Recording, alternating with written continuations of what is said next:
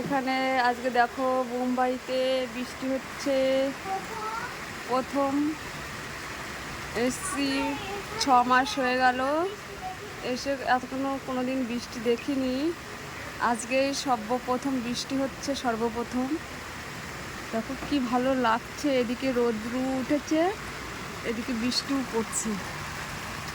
আপনারা একটা like comment share করে দেবেন। এরকম বলছো আমি একটু ছাদে যাব বৃষ্টিতে স্নান করতে। আমি বলছি না, প্রথম বৃষ্টি তো, এই জন্য।